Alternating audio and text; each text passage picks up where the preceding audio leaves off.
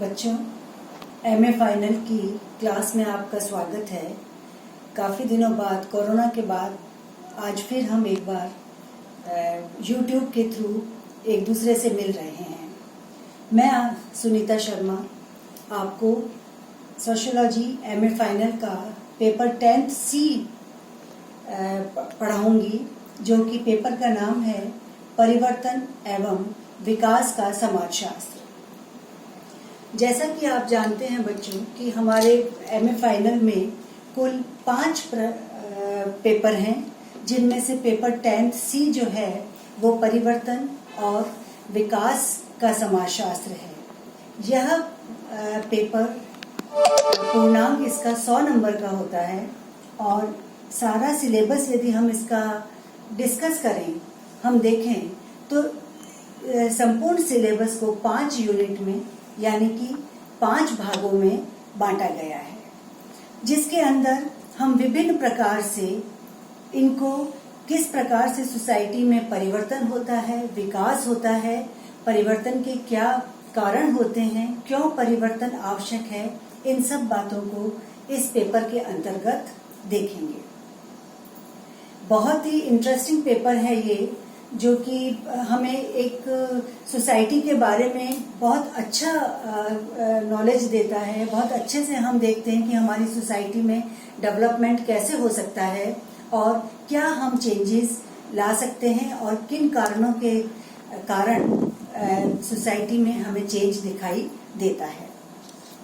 जो प्रथम यूनिट है इस पर्चे का, इस पेपर का, उसमें सामाजिक परिवर्तन का अर्थ एवं स्वरूप के ऊपर सिलेबस को रखा गया है कि सामाजिक परिवर्तन हम किसे कहते हैं और सामाजिक परिवर्तन को हम किस प्रकार से सोसाइटी के अंदर विभिन्न पहलुओं में, विभिन्न भागों में हम सामाजिक परिवर्तन को देख सकते हैं।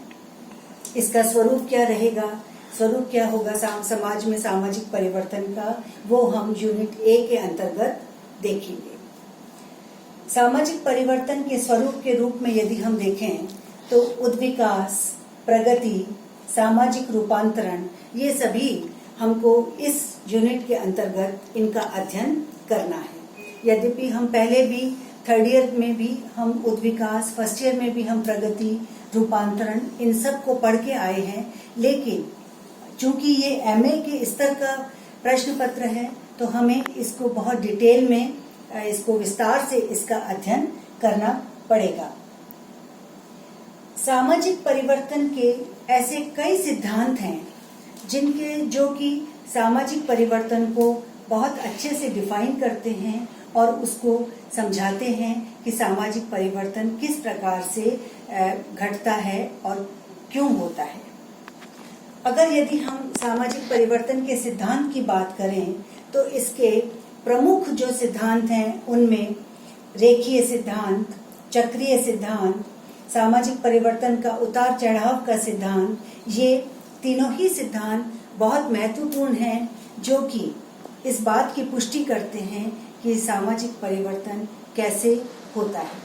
यद्यपि हम परिवर्तन के बारे में सभी जानते हैं कि परिवर्तन क्या है और परिवर्तन होना भी चाहिए, तो अगर एक सामान्य भाषा में बोला जाए तो परिवर्तन किसी भी एक स्थिति का दूसरी स्थिति में आना या बदल जाना, वो परिवर्तन कहलाता है। लेकिन समाजशास्त्रीय दृष्टि से सामाजिक परिवर्तन एक गहन अध्ययन की आवश्यकता है कि सामाजिक परिवर्तन जो है वो केवल स्थितियों का परिवर्तन ही नहीं है, बल्कि सामाजिक परिवर्तन के लिए 2 समय का होना आवश्यक है।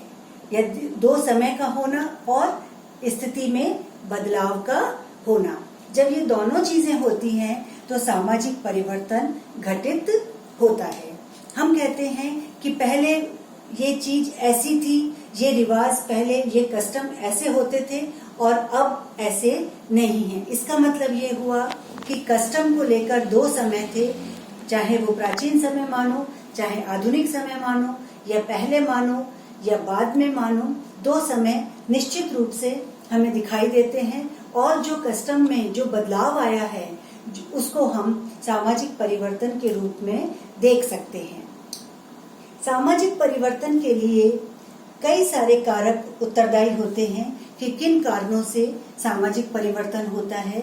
हमारे इस यूनिट में जो खास कारकों के बारे में चर्चा की गई है वो है जनसंख्यात्मक कारक, आर्थिक कारक, धार्मिक कारक, जैविकीय कारक, सूचना प्रौद्योगिकी एवं जन संरचनात्मक कारक। ये पांचों ही कारक सामाजिक परिवर्तन को प्रभावित करते हैं और इनकी वजह से हमें स्पष्ट रूप से समाज में परिवर्तन दिखाई देता है। यदि हम सोचें कि सोसाइटी में विकास कैसे हो सकता है, कैसे डेवलपमेंट होता है, तो उसके लिए परिवर्तन एक अवश्यंभावी चीज है जिसके बिना हम विकास को नहीं देख सकते हैं। यदि हम विकास चाहते हैं, चाहे वो विकास सामाजिक क्षेत्र में हो, चाहे आर्थिक क्षेत्र में हो, चाहे वो धार्मिक क्षेत्र में हो, हमें उस विकास के लिए परिवर्तन को देखना अत्यंत आवश्यक है। बिना परिवर्तन के हम विकास नहीं कर सकते हैं, क्योंकि परिवर्तन जो है वो हमें एक स्थिति से दूसरी स्थिति की ओर ले जाता है। एक चीज को छोड़ के हम आगे बढ़ते हैं, हम प्रोग्रेस करते हैं, तो हमारा विकास की ओर हम अग्रसर होते हैं। तो इस यूनिट के अंतर्गत हम देखते हैं कि सामाजिक परिवर्तन का अर्थ, उसके स्वरूप, उसकी परिवर्तन के सिद्धांत और उसके कारक, ये महत्वपूर्ण बिंदु हैं जिनका अध्ययन हम इस पेपर के फर्स्ट यूनिट के अंतर्गत करेंगे। लेकिन इन सब से पहले जो चीज आवश्यक है वो ये है कि हमें परिवर्तन और विकास के बारे में पूर्ण अर्थ या पूर्ण उसकी जानकारी होनी चाहिए कि परिवर्तन क्या है और उसके साथ में जुड़ा हुआ विकास क्या है।